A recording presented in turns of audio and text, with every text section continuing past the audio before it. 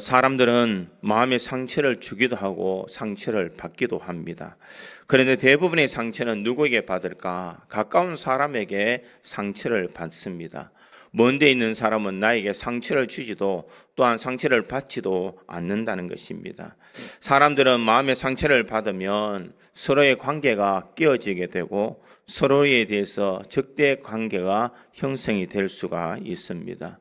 그럼에도 불구하고 우리 하나님께서는 우리가 이런 인간의 삶을 살아가지만 같은 인간 속에서 같은 생활 속에 살아갈 때에 이런 갈등이 있고 아픔이 있고 상처가 있지만 그럼에도 불구하고 함께 살아가기를 원하고 계십니다. 로마서 15장 1절에 보니 믿음이 강한 우리는 마땅히 믿음이 약한 자의 약점을 담당하고 자기를 기쁘게 하지 아니할 것이라 이렇게 말합니다. 이 말을 조금 더 쉽게 풀이한 이 표준 세번역 성경에 보면은 이렇게 해석을 합니다. 믿음이 강한 우리는 마땅히 믿음이 약한 자의 약점을 돌보아 주어야 합니다. 우리는 자기에게 좋을 대로만 해서는 안 됩니다. 이렇게 해석하고 있습니다. 믿음이 강한 사람은 믿음이 약한 자를 돌보아 줘야 될 의무가 있고 자기에게 좋은 대로만 해서는 안 된다. 이렇게 이야기를 합니다. 우리 교회에서 흔히들 이렇게 말하지만 세상을 바라볼 때에는 세상의 수많은 사람들이 이런 관계가 아닌 서로에 대해서 상처를 주고 아픔을 주는 그런 관계가 참 많이 있습니다. 요즘 한참 전쟁이 심하게 일어나고 있는 러시아와 우크라이나의 전쟁을 바라볼 때에 단순히 두 나라의 전쟁을 뛰어넘어서 세계의 모든 나라 사람들이 다 어려움을 겪고 있습니다. 전쟁은 나라와 나라에 대한 무력 충돌만이 있는 것이 아니라 우리 가정에서도 전쟁이 일어날 수 있고 우리 직장에서 교회에서 우리 인간이 살아가는 모든 관계 속에서 전쟁이 일어날 수가 있습니다. 전쟁의 원인도 참 다양합니다. 성격 차이로 혹은 가치관의 차이로 혹은 땅 때문에 식량 때문에 이념 때문에 종교 때문에 서로 싸운다 이렇게 이야기를 합니다. 그뿐만 아니라 이 전쟁은 국가 간 사이에 또 있지만 가정과 부부와 자녀와 혹은 우리가 관계하는 모든 사람들 속에 이런 전쟁이 일어날 수밖에 없다는 것입니다. 그런데 이 전쟁에서 가장 큰 전쟁은 어디 있을까? 내 마음에 있는 전쟁이다라는 것입니다. 내 마음속에 일어나는 미움과 질투와 원망과 불평과 시기와 욕심과 교만 이런 것들이 우리의 영적 싸움을 일으키는 원인이 된다라는 것입니다. 내 마음에 일어나고 있는 전쟁이든지 가정에서 일어나고 있는 전쟁이든지 직장에서 일어나는 전쟁이든지 모든 것은 우리들이 이 원인을 분명히 알면 이것을 해결할 수가 있습니다. 이 전쟁의 원인은 어디 있을까? 그것은 바로 죄 때문이다. 이렇게 이야기를 합니다. 야고보 사도는 야고보서 1장 14절에서 15절에 이렇게 이야기합니다. 오직 각 사람이 시험을 받는 것은 자기 욕심에 걸려 미혹됨이니 욕심이 잉태한 즉 죄를 낳고 죄가 장성한 즉 사망을 낳느니라. 이렇게 이야기하고 있습니다. 이 모든 일어나는 갈등의 원인, 관계의 깨어짐의 원인은 어디 있을까? 내 욕심 때문이다. 이렇게 말하고 있습니다. 이 갈등의 문제는 비단 세상을 살아가고 있는 이 땅에뿐만 아니라 2000년 전에 에베소에 있는 성도들에게도 이와 같은 갈등들이 있었습니다. 에베소 교회는 바울이 관심이 많이 있는 그런 교회였습니다. 3년 반 동안 하나님께서 원하시는 아름다운 교회가 될 수 있도록 피와 땀을 흘렸던 그런 교회요. 그 결과로 에베소에 있는 사람들은 서로 사랑하며 좋은 교회로 서로 아름다운 관계를 맺고 있었던 그런 교회입니다. 그런데 사도 바울이 떠나간 후에 얼마 되지 않아서 그들은 그 사랑이 점점 식어지게 되더라는 것입니다. 사랑이 식어지니 그들이 보이지 않던 허물들이 보여지기 시작합니다. 사랑이 식어지고 나니 그들이 서로 일그러진 마음으로 서로에 대해서 공격하기 시작합니다. 무엇보다도 할례받은 사람과 할례받지 못한 사람들 사이에 서로 다툼이 일어나게 되더라라는 것입니다. 그리고 오늘 보면 11절은 이렇게 말합니다. 그러므로 생각하라. 너희는 그때에 육체로는 이방인이요 손으로는 육체에 행한 할례를 받은 무리라 칭하는 자들로부터 할례를 받지 않는 무리라 칭함을 받는 자들이라 이렇게 말하고 있습니다. 결국 할례를 받느냐 받지 않았느냐, 교회 안에서 내가 할례를 받았기에 나는 구원받은 이스라엘 백성이요, 내가 할례를 받지 못하였기에 너희는 이스라엘 백성의 회에 들지 못한다라고 서로 의견 차이를 이야기하고 있습니다. 이를 인하여서 교인들 사이에 서로 단절이 일어나게 되고 소통이 일어나지 않더라는 것입니다. 그들은 이 어려운 속에서 관계를 회복시켜 줄 수 있는 것은 무엇일까? 에베소 교회에서 할례를 받은 성도와 할례를 받지 않는 성도들이 서로 한 마음으로 하나님을 섬길 수 있도록 만드는 비결이 어디 있을까? 그것은 이스라엘 백성들이 자신이 가지고 있는 특권의식, 자신이 이스라엘 백성으로서 하나님으로부터 선민의 백성이 되었다라는 이 자부심을 내려놓는 데서부터 시작이 될 수 있습니다. 너희는 구원이 없다라고 인정하고 할례를 받은 내가 온전히 하나님 앞에 인정받은 인생이다라고 생각하고 있는 이 문제부터 내려놓지 않으면 결코 관계가 회복될 수가 없다라는 것입니다. 결국 이 모든 문제는 무엇 때문일까? 교회의 기득권 문제입니다. 내 편, 내가 원하는 사람들이 많아지고 내 뜻대로 교회가 움직여져야 되고 내가 원하는 대로 다 움직여져야 교회가 교회답게 세워진다라는 그런 착각 속에 사람들은 이런 일들을 하게 되더라는 것입니다. 교회는 세상과 비교할 때에 거룩하게 구별된 장소여야 됩니다. 교회의 주인은 사람이 아니라 예수 그리스도가 교회의 주인이요, 그 예수 그리스도의 지체된 우리가 서로 사랑하며 서로 협력하며 함께 주어야 아름다운 교회로 세워져 나갈 수가 있는 줄 믿습니다. 그러기에 교회는 관계가 단절되어 버리면 더 이상 교회로서의 그 역할을 감당할 수가 없습니다. 성도는 하나님과의 관계가 단절되지 말아야 되고, 또한 이 성도와 성도 사이에도 서로 사랑의 관계가 단절되어서는 안 되는 줄 믿습니다.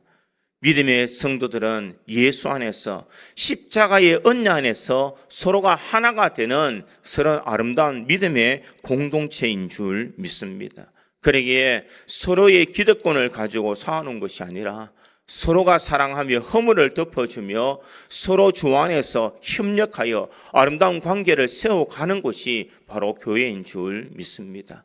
그렇다면 하나님과 우리 사이의 관계가 단절되어져 버리고 성도와 서로 간의 관계가 단절되어 버렸을 때에 이 단절된 이것을 회복하기 위해서는 우리가 어떻게 해야 되겠습니까? 저는 오늘 본문의 말씀을 통하여서 관계가 회복되기 위해서는 우리가 어떤 일을 행해야 되는지를 한번 살펴보므로 우리 고지 장로교에 있는 모든 성도들이 하나님과 우리 사이의 관계와 성도와 성도 간의 서로의 관계가 아름답게 회복되어서 하나님이 기뻐하시는 거룩한 성전으로 세워갈 수 있는 우리 고지 장로교회가 되기를 주님의 이름으로 축원드립니다.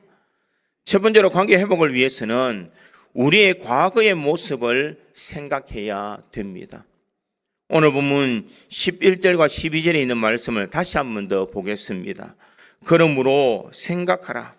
너는 그때 육체로는 이방인이요 손으로는 육체에 행한 할례를 받은 무리라 칭하는 자들로부터 할례를 받지 않는 무리라 칭함을 받는 자들이라.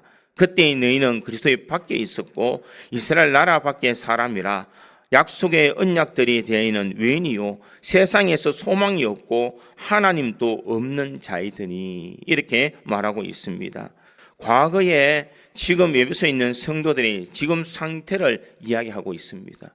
그들은 그리스도의 밖에 있었고 이스라엘 나라 밖에 사람이었고 언약의 약속에 대해서는 외인이었다 이렇게 말하고 있습니다. 하나님으로부터 버림받은 존재다 이렇게 말합니다. 유대인들은 이방인에 대해서 참 경멸한 그런 마음을 가졌습니다. 그들은 하나님께서 이방인들을 왜 세워주었을까? 그것은 지옥의 불시석으로 사용하기 위해서 이방인들을 세웠다라고 말할 정도로 이스라엘 백성들은 교만했습니다. 또한 그들은 자신만이 하나님께서 사랑하셨기에 역사의 그 중심은 바로 이스라엘이다라고 그렇게 생각하고 있었습니다. 유대인과 이방인과의 사이에는 분명한 이 막힌 담이 있었고 그것을 통하여서 서로가 소통되지 않는 단절이 있었다라고 그렇게 말합니다. 본문 14절에도 보니 이렇게 기록합니다. 그는 우리의 화평이신지라 둘로 하나를 만드사 운수된 것 곧 중간에 막힌 담을 자기의 육체로 허시고 이렇게 말하고 있습니다. 자기의 육체로 허셨다. 막힌 담을 허셨다라고 이야기를 합니다. 예루살렘에 가면은 이 성소와 지성소가 있는데 성소와 지성소 안에는 이 제사장들이 거할 수 있는 제사장의 뜰이 있습니다. 제사장들 뜰에서 동쪽으로 가보면 유대인들의 뜰이 있습니다. 유대인들의 뜰을 지나고 나면은 여인들의 뜰이 있습니다. 그런데 이 여인들의 뜰을 지나면 이방인들의 뜰이 있는데 이 이방인의 뜰은 이스라엘 백성들이 가지고 있는 예루살렘 성전 밖의 뜰이라는 것입니다. 그러기에 이방인들은 이 예루살렘에 가서 하나님 앞에 예배를 드리고 싶어도 그들을 가로막고 있는 벽들이 있었습니다. 성전을 둘러싸고 있는 이 모든 벽들, 그 위에는 이방인들의 뜰이었고 이방인들은 그 그리스도의 회중에 들지 못하는, 하나님의 회중에 들지 못하는 그런 인생이었다라는 것입니다. 그러기에 철저하게 이방인과 철저하게 이 이스라엘 백성들을 구별하고 있었다라는 것을 말하고 있습니다. 이것을 바라볼 때에 그들에게는 이방인이라는 사람, 그때는 하나님을 모르는 사람, 정말 지옥에 가야 될 인생이다라는 것을 말하고 있습니다. 바로 그때가 어떤 때인가? 바로 우리가 예수님을 믿기 이전의 상태라는 것입니다. 예수님을 믿기 이전에 우리는 세상의 돈이 제일인 줄 알았습니다. 예수님을 믿기 이전에는 세상의 우상이 우리를 지켜주는 줄 알았습니다. 예수님을 믿기 이전에 내가 살아가는 모든 것들이 다 내 뜻대로 되어지는 줄 착각하고 있더라는 것입니다. 그런데 예수 안에 있을 때에, 내가 예수 안에서 우리가 살아갈 때에 우리가 예수와 우리 사이에 가로막혔던 이 모든 이 장벽을 다 허물어 주시고 우리가 주님 앞에 담대히 나아갈 수 있는 은혜를 주셨다는 것입니다. 세상의 풍습을 쫓아 육체의 모든 행실을 따라 살았던 우리들이 이제는 육체의 모든 것을 다 벗어버리고 예수 안에서 참된 예수의 제자로 살아갈 수 있는 은혜를 우리에게 허락해 주셨다는 것입니다. 그런데 이 모든 고난을 어떻게 해 주셨을까? 그것은 예수 그리스도의 십자가의 은혜로 우리의 모든 죄와 허물을 다 사해 주셨기 때문에 우리는 담대히 주님과 함께 나아갈 수가 있는 줄 믿습니다. 예수님께서 이 땅에 오셔서 십자가의 모진 고난을 당하시고 또한 채찍을 맞으시고 머리에 가신 면류관을 쓰시며 손과 발에 못을 박히시며 옆구리에 창을 찍히며 십자가에 달려 돌아가셨기에 우리의 모든 죄와 허물이 예수 그리스도의 십자가의 공로로 인하여서 우리는 깨끗함을 얻을 수가 있었습니다. 그러기에 우리는 어떤 존재인가? 예수님의 십자가의 희생이 없이는 우리가 살아갈 수 없는 존재, 예수님께서 십자가의 은혜를 주시지 않았다면 우리는 하나님의 자녀가 될 수 없는 존재다라는 것을 말하고 있습니다. 그러기에 십자가의 은혜를 통하여서 우리는 대속함의 은혜를 누린 사람인 줄 믿습니다. 우리가 만약 지금 이스라엘 백성들이 살았던 2000년 전에 우리가 태어났다면 우리는 어떤 취급을 당했겠습니까? 탈무드에 보면은 하나님이 유대인이나 이방인을 같은 사람의 모양으로 지은 것은 유대 사람들이 장차 이방인들의 종으로 부려먹을 때에 혐오감을 주지 않기 위해서 같은 모습으로 지었다라고 그들은 이야기하고 있습니다. 요소푸스에 보면은 그 당시에 이방인의 태도를 이렇게 이야기합니다. 유대인들이 사이에는 만일 이방인이 산모가 고통당하는 것을 보거든 절대로 도와주지 말라. 왜냐하면 그를 도와주면 이방인 한 명이 이 세상에 더 탄생시키는 것이기 때문에 이방인이 이 세상에 태어나는 것은 저주받은 삶이니 이방인들의 상고가 느껴지거든 가서 도와주지 말라. 이렇게 이야기를 할 정도로 이방인들을 천대했다라고 그렇게 말하고 있습니다. 아무리 큰 고통을 당하여도 이 이방인들을 도와주지 않는 것이 이 이스라엘의 법칙이었다 이렇게 이야기를 합니다. 그런데 우리 역시 영적으로 보면 이와 같은 이방인의 취급을 당하던 사람이었습니다. 12절에 있는 말씀을 다시 보면 그때의 너희는 그리스도 밖에 있었고 이스라엘 나라 밖의 사람이라 약속의 언약들에 대하여 외인이요 세상에서 소망이 없고 하나님도 없는 자이더니 이렇게 말하고 있습니다. 소외된 이방인의 모습을 5가지로 이야기하고 있습니다. 그리스도 밖에 있었고 이렇게 이야기합니다. 그리스도 밖에 있었다라는 것은 너에게는 구원의 은혜가 없다라는 것을 말하고 있습니다. 그뿐만 아니라 이스라엘 나라로부터 소외된 사람, 이스라엘 나라 밖의 사람이었고 약속의 언약에 대해서는 외인이었다 이렇게 이야기합니다. 아무리 주옥 같은 하나님의 말씀도 우리하고는 상관없는 이방인의 말로 들렸다라는 것입니다. 그러기에 우리에게는 소망이 없고 하나님도 없는 자이더라 이렇게 말합니다. 과거에 이와 같은 우리 인생, 이스라엘 회중에 들지 못하고 세상의 변두리에서 살아가야 될 그런 존재들, 그렇지만 주님께서 우리의 이런 관계를 회복시켜 주셨습니다. 본인이 십자가에 달려 돌아가시고 우리 모든 죄와 허물을 다 짊어지시고 십자가에 달려 돌아가셨으니 우리는 그 십자가의 공로로 인하여서 이제 단절된 주님과 우리는 가까이 할 수가 있는 줄 믿습니다. 죄 많은 우리 인생에 어떻게 하나님 앞에 나아갈 수가 있겠습니까? 내가 하나님 앞에 나아갈 수 있는 것은 내 공로가 내 선함과 내 정결함이 아니라 예수 그리스도의 십자가의 보혈이 나를 하나님으로 담대하게 나아갈 수 있도록 만들어 주신 줄 믿습니다. 그러기에 과거에 단절된 우리들을 주님께서 십자가의 보혈로 회복시켜 주셨다. 나는 주님 앞에 회중에 들지 못하는 인생이지만 주님께서 나를 택하여 주셔서 하나님의 자녀가 될 수 있는 은혜와 권세를 주셨다는 것을 우리가 잊지 말아야 됩니다. 그렇다면 우리가 과거에는 이방인이었고 과거에는 세상에 있는 존재였다면 예수님의 십자가의 은혜로 내가 이제 예수의 회중에 들어가며 하나님이 기뻐하시는 하나님의 자녀로 살 수 있는 권한을 주셨다면 우리가 어떻게 해야 될까? 그에 합당한 믿음의 삶을 살아야 됩니다. 과거에 세상 사람들과 동일하게 세상의 가치를 두고 세상 사람들처럼 미워하고 시기하고 질투하고 원망하고 불평하는 이 모든 행실을 다 내려놓아야 됩니다. 예수님 때문에 내가 사랑해야 되고 예수님 때문에 내가 용서해야 되고 예수님 때문에 내가 희생해야 되고 예수님 때문에 내가 섬기는 삶을 살아야 됩니다.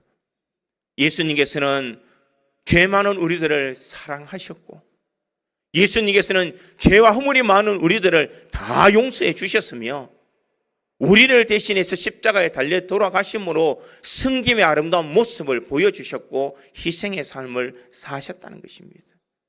그 은혜 받은 우리 또한 우리들이 관계가 회복된 사람으로서 이제는 예수님 같은 그런 희생의 삶, 용서의 삶, 사랑의 삶을 살아야 될 줄 믿습니다.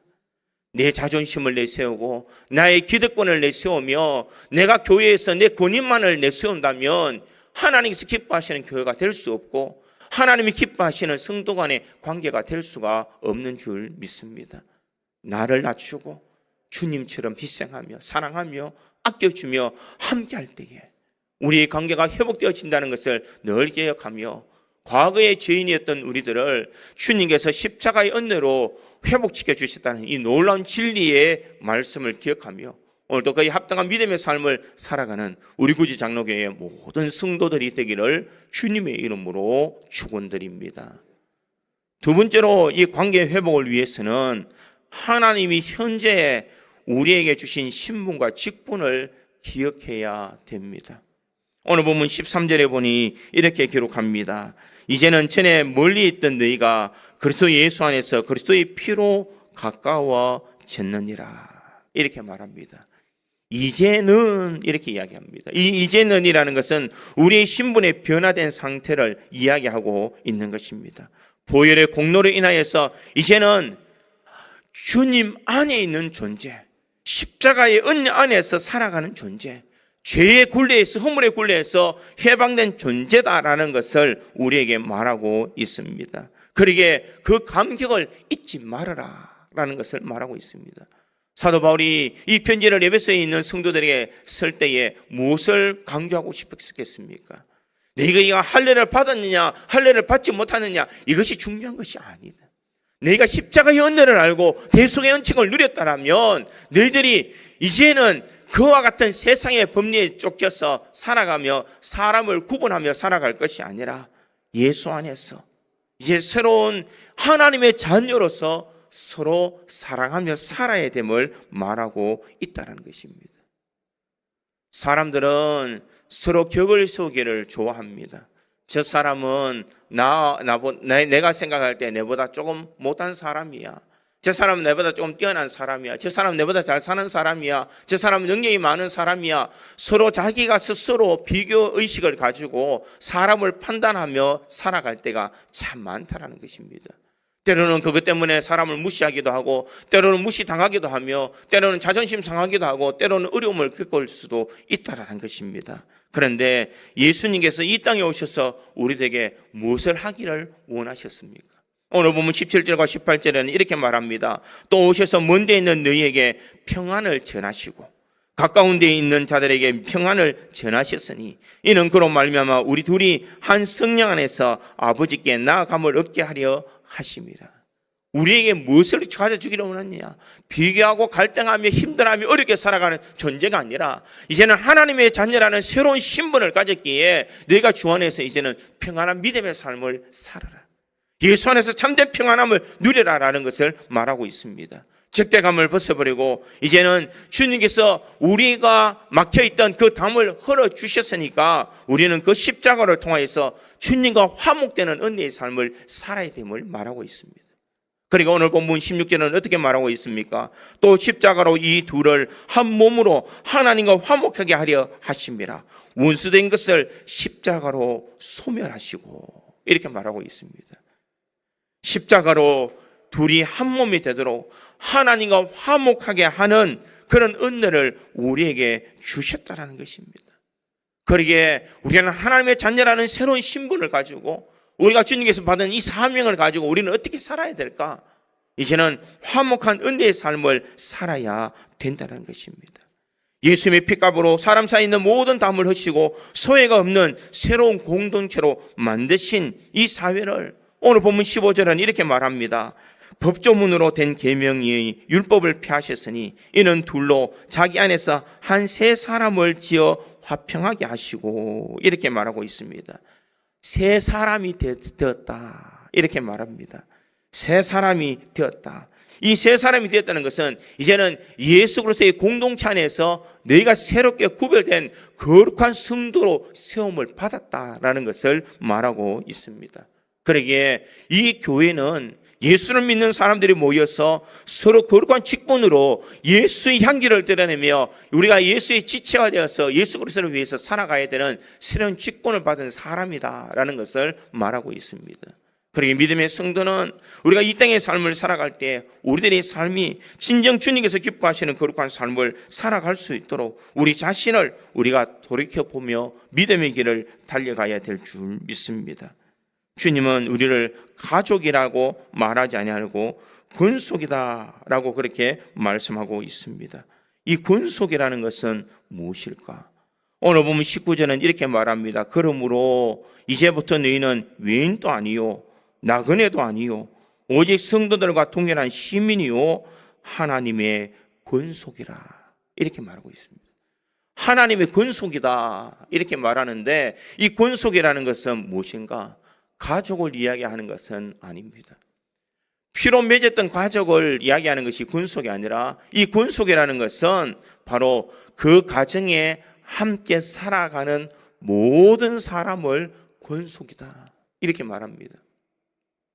에베소에서 시대에 살아가던 사람들은 부모가 있고 형제와 자매들이 있었지만 그 속에서 함께 살아가는 모든 이 노예 같은 사람, 머슴 같은 사람들도 다 하나로 묶어서 이야기하는 것이 권속이다 이렇게 말합니다. 가정에서 소외받을 수밖에 없는 존재를 가정의 일원으로 맞아 주어서 하나의 권속으로 삼아 주었다는 것입니다. 무엇을 말하느냐? 이방인이었고 하나님의 회중에 들지 못하는 존재지만 주님께서 우리를 권속으로 삼아 주셨어. 이제는 하나님의 가족으로 맞아 주셨다라는 것입니다. 너희는 나의 권속이요 함께하는 공동체다라는 것을 말하고 있습니다. 이것은 무엇이냐? 한마디로 말하면 교회라는 것입니다. 로마서 15장 7절에 보면 사도 바울은 교회에 있는 성도들에게 이렇게 당부합니다. 그러므로 그리스도께서 우리를 받아 하나님께 영광을 돌리심과 같이 너희도 서로 받으라. 너희도 서로 하나가 되어라. 너희가 서로 있는 모습 그대로 받아주며 사랑해주며 우리가 서로 아껴주는 그 일들을 행해야 됨을 말하고 있습니다. 사랑하는 성도 여러분, 관계가 회복되기 위해서는 우리 특권의식을 내려놓아야 됩니다. 관계가 회복되기 위해서는 내가 예수의 은혜로 하나님의 자녀가 되었다고, 내가 하나님의 권속이 되었다는 이것을 우리가 잊지 말아야 된다는 것입니다. 내가 주의 은혜로 하나님의 권속이 되었다면 우리 주변에 있는 모든 사람들은 다 하나님의 권속이 되어진 줄 믿습니다.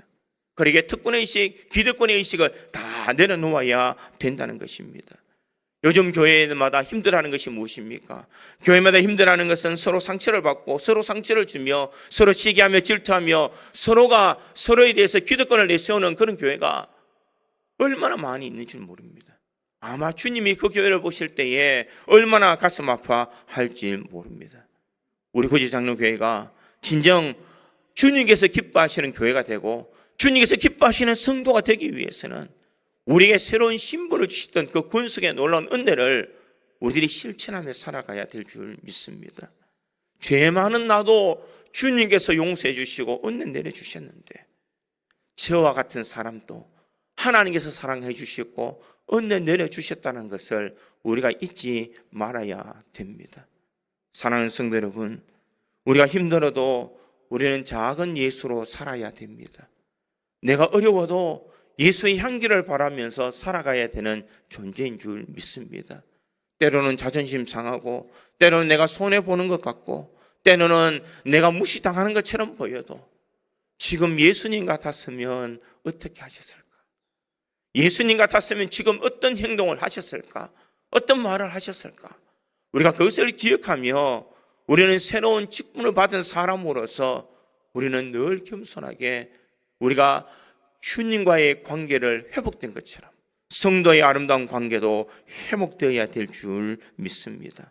사랑하는 성도 여러분, 우리 믿음의 성도들이 교회 안에서 서로 아름답게 상처를 감싸 줄 수 있는 아름다운 모습, 또 서로 사랑해 줄 수 있는 모습, 다른 사람을 위해서 내가 포기할 수 있는 넉넉한 마음을 가지서 진정 교회를 아름답고 은혜롭게 주님께서 기뻐하시는 관계가 회복되는 교회로 세워갈 수 있기를 간절히 소망합니다. 우리 구지 장로교회는 하나님과 우리 사이의 관계가 회복되고 우리 성도들 간의 모든 관계가 회복된 아름다운 공동체라는 것을 늘 기억하고 주님 은혜 안에서 서로 사랑하며 아껴주며 격려하며 도와주는 아름다운 교회로 세워갈 수 있는 저와 여러분이 되기를 주님의 이름으로 축원드립니다. 세 번째로 이 관계를 회복하기 위해서는 우리가 건강하게 신앙이 성장해야 됩니다. 오늘 본문 21절과 22절에 보니 이렇게 기록합니다. 그의 안에서 건물마다 서로 연결하여 주 안에서 성전이 되어가고 너희도 성령 안에서 하나님이 거하실 처소가 되기 위하여 그리스도 예수 안에서 함께 지어져 가느니라. 여기서 우리들이 함께 지어져 간다라고 그렇게 말하고 있습니다. 이 말은 지어졌다라는 것을 이야기하는 것은 아닙니다. 지어져 가고 있다라는 것입니다. 무엇을 말하느냐? 나는 완전한 존재가 아니라는 것입니다. 나는 지금 진행형이라는 것을 말하고 있습니다. 내가 예수를 믿고 은혜를 받고 내가 구원받은 사람으로서 세상을 살아가고 있지만 나는 완전한 존재가 아니라 예수님을 닮아가려고 노력하는 사람이라는 것입니다. 오늘보다는 내일이 더 믿음이 성숙하고 내일보다는 그 다음이 더 믿음이 성숙해져 가야 되는 그런 존재다라는 것을 말하고 있습니다. 교회도 마찬가지입니다. 교회도 완전하게 세워진 교회를 이야기하고 있는 것이 아닙니다.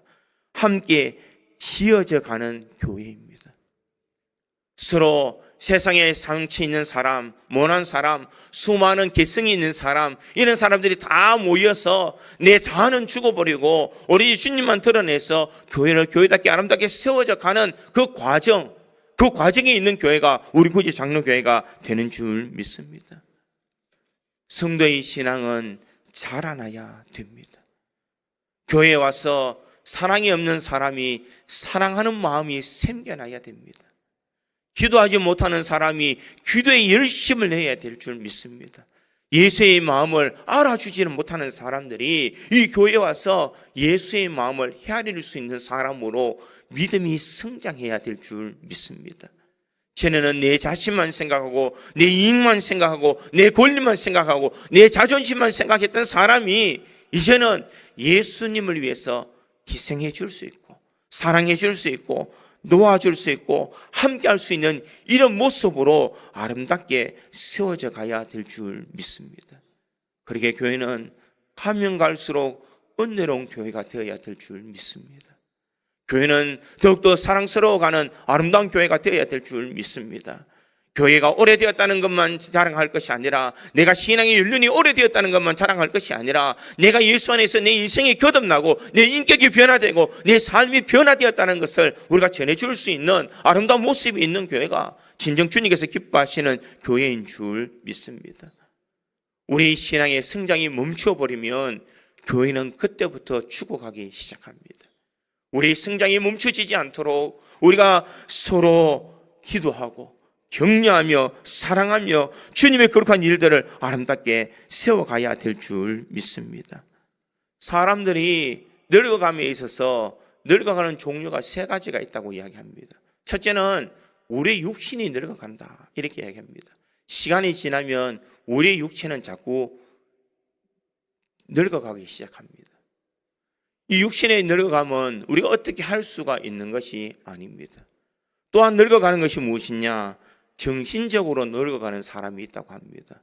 육신은 지금 건강한데 정신은 생각하는 모든 것은 마치 노인들처럼 세상을 비관하며 살아가며 정신적인 쇠퇴를 하며 안주하려고 하는 그런 사람들이 많이 일어나는 것, 이것이 바로 정신적인 노화를 가진 사람이라고 이야기합니다.